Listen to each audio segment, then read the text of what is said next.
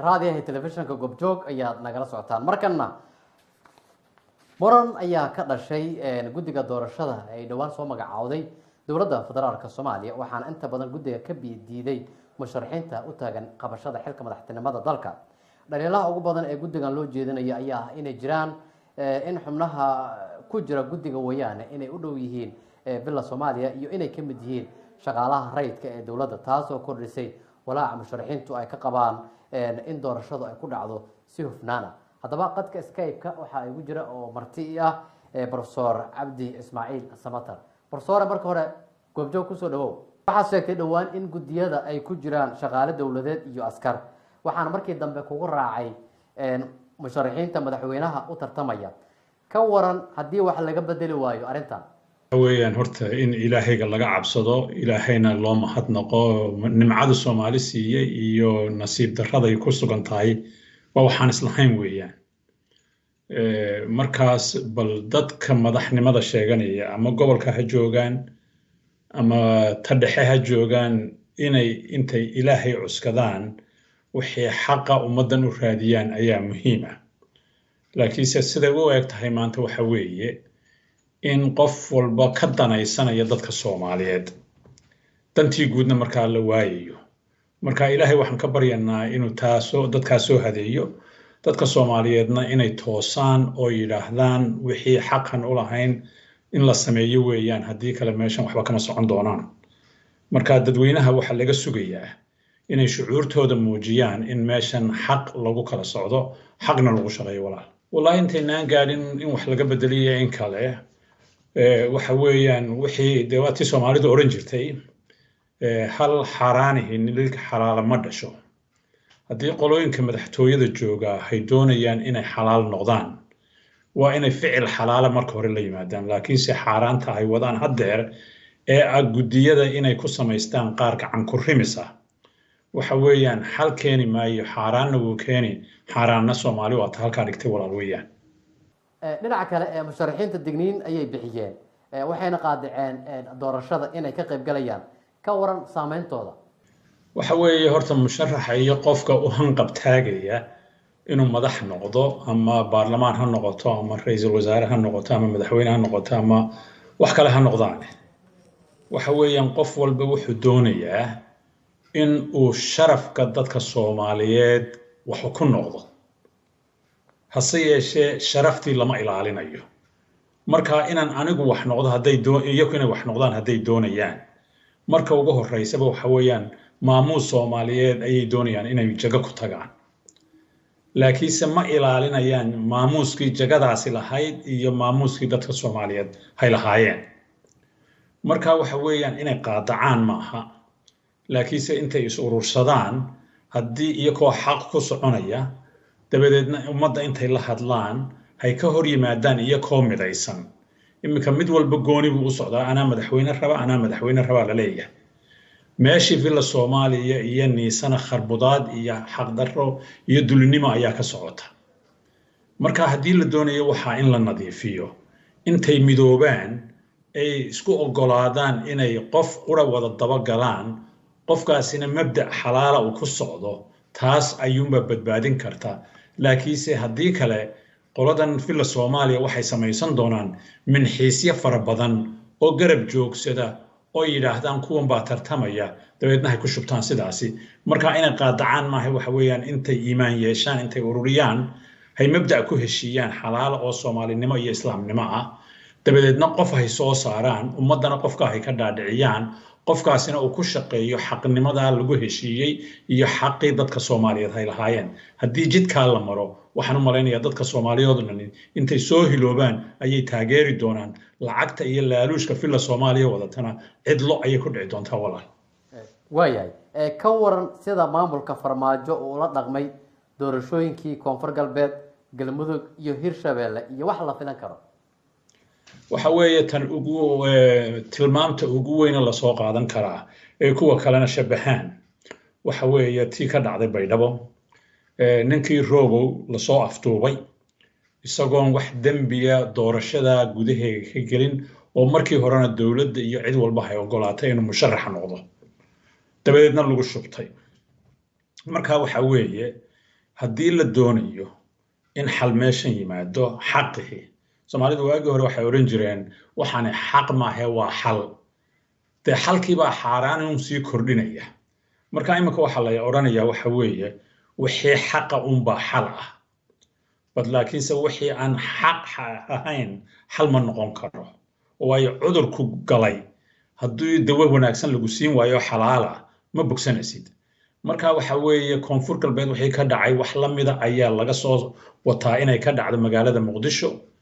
waxa weeye waxa la isticmaalayaa arkaantii dowladnimo gaar ahaan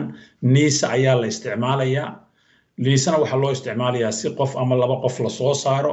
oon dad Soomaaliyeed dantood wadin oo imika 4 sanadood lagu soo jarribay oo ku saaqiday meesha marka waxa weeyaan haddii la doonayo in maxaa hayday wixii lagu heshiiyay dhuusamareeb la soo maro oo laga gudbay imika oo la iska dhaafay waxa weeyaan waxa iman doona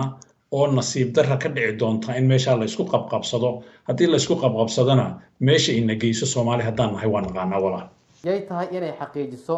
hufnaanta doorashada filayo haddii bal isku raaco inay dalka ka dhacdo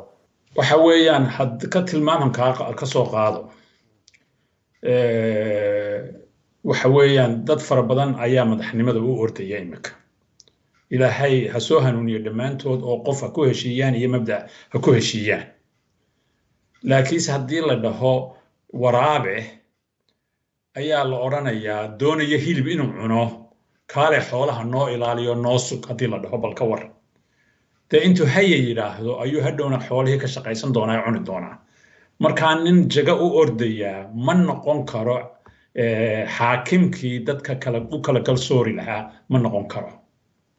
marka cidda sugi lahayd waxa weeyaan in dad muthaqafiina oon siyaasiyiin ahayn oo xalaalnimo lagu yaqaano dad baac mushtari oo sidaas oo kale dad ahludiin oo culamo oo sidaas oo kale in gobol kastaba laga soo saaro oo iyaga loo dhiibo qolooyinka tartamayaana hay sugaan dadkaasi dadkay soo xulaan dabeedna tartanku sidaa ku dhaco laakiinse anigoo tartamaya haddaan idhaaha haddana anigaa soo xulaya dadkii wax dooran lahaa dee waxa weeyaan xaaraantii oo barartay weeye marka lagama yeeli karo taasi haddii laga yeelana waxa weeyaan Soomaali meesha way ku kala tagtay hal la ogaado hore ka waran haddii ay dhacdo doorashadan hadda lagu muransan yahay oo murankeedaba hadda bila uu yahay oo guddiga doorashooyinka lagu muransan yahay oo cabsi xooganna musharaxiintu ay qabaan haddii doorasho noocan lagu muransan yahay ay dhacdo maxaa dalka halku u sidee isleedahay waa loo wajahaya xaaladda dalka waxa weeyaan qolooyinka imika fadhiya villa Soomaaliya 4 sanadood horteed waxay ku dacweeyeen tii ka horeysay inay doonayso inay kufsato laakiin kufsigii ugu weynaa iyaga ayaa imika wada marka waxa weeyaan haddii ay dhacdo doorashadaasi oo jidka loo maray uu xaaraan yahay waxa la filan karaa un hashii xaaraanta ahayd oo nirig xaaraana dhashay bay noqon doontaa marka haddii doorashadan la doonayo inay Soomaali u horseedo wanaag iyo walaaltinimo iyo barwaaqo dadka ka soo baxaya waa inay ku soo baxaan jid xalaal ah oo dadka siin kara kalsooni siin kara haddii taa la marana wanaag baa imanaya sidii horeba aan u sheegay haddaan la marinna waxa weeyaan imika sida beledweyne iyo jowhar la iskugu haysto ee liis inta la soo qortay dadkii horena meesha laga kaxeeyay dabeedna qaar cusub la keensaday sidii dhuusamo laga yeelay maxayday baydhabo sidii galmudug laga yeelay waxaasoo dhan wuxuu ku tusayaa inaan hanaan wanaagsan oo cadaalad oo islaamnimihii una jirin marka qolooyinka madaxa goboleedka jooga iyagana waxaan u sheegaynaa inay ilaahooga ka baqdaan dadka masaakiinta ee balanbalsan ee baylahsan in xaqooga si jid xalaal ah ay u soo mariyaan oo xalaaltinimada ka qayb galaan ayaan ugu hanweynahay walaal ugu dambeyntii maxaad ku talin lahayd si doorasho hufan xalaal ah ay dalka uga dhacdo waxa weeyaan horta ilaahay baa sadka haya iyo quruska ilaahay baa haya marka horta haddii qofku doonayo inuu sharafta ummadda wax ku noqdo waa in sharafta ummadda la ilaaliyaa haddaan sharaf ummadeed jirin adiguna waad sheegan madaxweynaha Soomaaliya ahay waa meel aan sharaf lahayn waxba ma tiid waay ummadaaduna sankay ka haysanaysaa marka waxaan ku talin lahaa waxa weeyaan waxaan inta la qaboojiyo imika qolooyinka mucaaradkuna inay wax ku heshiiyaan kuwa dawladda sheeganayaana dee waxoogii bay wataan labadaa dad u dhaxeeya oo Soomaali ah oo hufan oo xalaala oo iimaan leh oo arkaantii islaamnimada fulinaya haddii meeshaa la keeno la yidhaaho ininku garsoorkii noqda waxaan qabaa wax weyn in Soomaali u qabsoomi doono ilaahayna u taageeri doono haddii laakiinse sida maanta loo watay gacan ku rimiska lagu wato waxa weeyaan 4 sannadood cidii doonaysa ha timaadee oo rafasho ah iyo dullinimo ayaa soo socota marka guddi ka wada madax bannaan waxaan oo dhan mucaaridna ka madax bannaan kuwa muxaafidkana ka madax bannaan in la keeno oo ka tirsan culamo dad baa mushtarax aan qolana u heelin iyo dad muthaqafiin oo cidnaba u heelin taasi waa koob fariinta ugu dambaysan u diraya waxa weeyaan waxay ku saabsan tahay culimada ay ku wajahan tahay waxa weeyaan markii warlordskii ama kuwii boolahay dadka gumaadayeen culimadu way ka hadleen way isa soo taageen waagii dictatornimadii siyaad barre jirtana way ka hadleen oo ati dad wadaada lagu leynayay magaalada Xamar marka maanta waxaan leeyahay culimadii Soomaaliyeed aawi maxay uga hadli laayihiin ay safka hore u soo gali laayihiin sidii xaq loo raadin lahaa xagay saxdeen mise iyagana jeebka la gashay marka culimada waxaan ku boorinayaa masiirkii ummadeed ayaa halkan yaala inay markaa hadlaan oo xaq ka hadlaan oo xaq garab joogsadaan oo ummadda u sheegaan in xaq la keeno haddii taasi dhici weydo de iyaguna waxay ka mid noqonayaan sidii dadkii siyaasiyiintii kale ee ahludiin dambe halkaas ugu dambeynaysa walaal barsoore aad u mahadsantahay adaa mudan walaal